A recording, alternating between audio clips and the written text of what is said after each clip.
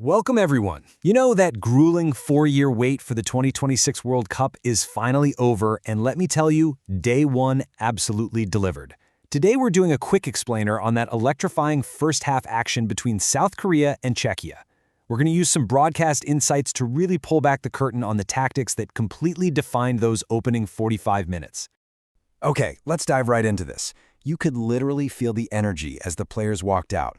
The commentary booth hit the nail on the head when they described the mood as emotion at fever pitch. I mean, we're talking about the grandest stage in world football here, right? That raw intensity just dictated every single movement right from the very first whistle. But as we all know, emotion alone doesn't win matches, discipline does.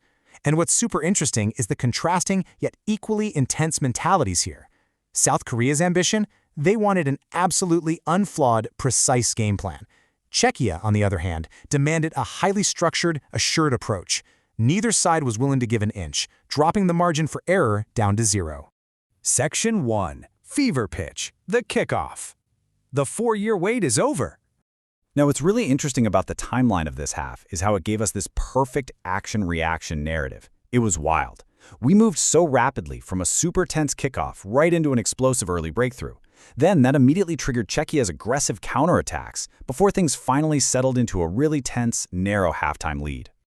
A big part of that early rhythm was dictated by what the commentators referred to as a three-point focus. If you're wondering what that means, it's pretty simple. Getting a win in your opening match is basically the ultimate safety net to ensure you go deep into a tournament. So, this hyper-focused mentality is exactly what fueled the breakneck pace of those opening minutes. Section 2. Shining lights, Korea's attack. The chess pieces on the pitch.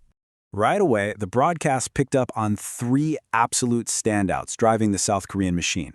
First up, you have Son, who they rightfully called the shining light of Asian football in Europe. Then you've got Lee Kong-in, completely orchestrating the midfield with exciting movement in these really gentle, precise passes. And finally, Kim Jae. He was the foundational piece, tasked with securing that early foothold. Honestly, these 3 operated absolutely flawlessly in tandem. Let's talk about Son's positioning for a second. The commentators noted he likes to receive the ball on that left-hand side. By lurking out there on the left flank, Son basically becomes a ghost to the defense. It's so smart because he forces them to constantly look over their shoulders. That gives him just enough space to pull away from immediate danger, receive the ball, and boom, instantly pivot into a massive attacking threat. And this tactical habit was absolutely crucial to what happened next. Section 3. The explosive early breakthrough. When the game plan works. South Korea's opening goal was just a tactical masterclass, and it really breaks down into 3 distinct steps. First up, the planning and anticipation, finding that space with just total calm precision. Second, the explosive breakthrough. We're talking a sudden burst of speed that totally caught the defense flat-footed. And third, that exquisite finish. It was this beautiful, fleeting, chaotic moment, but meticulously engineered. I love this quote from the broadcast. They summed it up perfectly. Well, it's one thing planning it, Peter, but another executing it. Think about it. Pulling off a heavily rehearsed sequence flawlessly on your very first try, all while under immense World Cup pressure? Yeah, that is the literal definition of elite football. Section 4. Czechia's tactical wide response. Searching for the equalizer. And this brilliantly illustrates how Czechia responded. Going down early, their immediate answer was simple: width. By deliberately pinging the ball way out to the flanks, they forced the South Korean defenders to spread out. It's kind of like stretching a rubber band, right? This stretched the defensive line and created glaring gaps right in the middle, which they used to spark rapid counterattacks. But they didn't just go wide. They coupled that width with going aggressively direct. Their main target? Finding Loic on the front line. By shifting the ball upfield instantly, they bypassed the congested midfield entirely. The strategy was crystal clear: stretch the field, go direct, and put South Korea totally on their heels.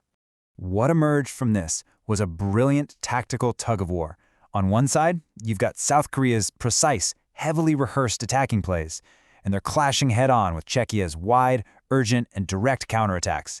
2 very different philosophies battling it out in real time. So, I gotta pose this question to you.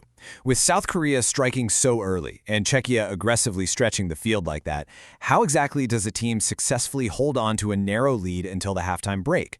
What does it actually take to survive that kind of relentless pressure? Section 5. Defending the narrow lead. The tactical gridlock.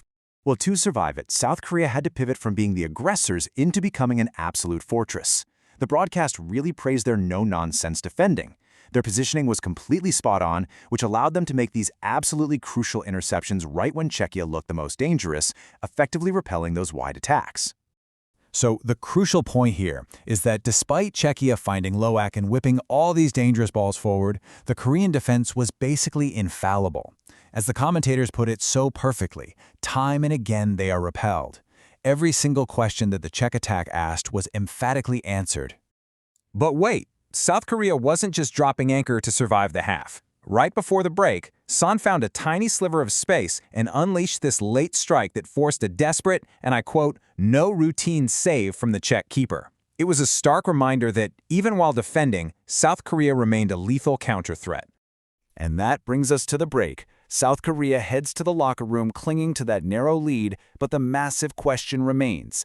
Can they sustain this exhausting, flawless defensive execution for another 45 minutes? Or will Czechia's relentless wit finally crack the code? Thanks so much for joining this explainer. Playing behind again. It's a great ball forward.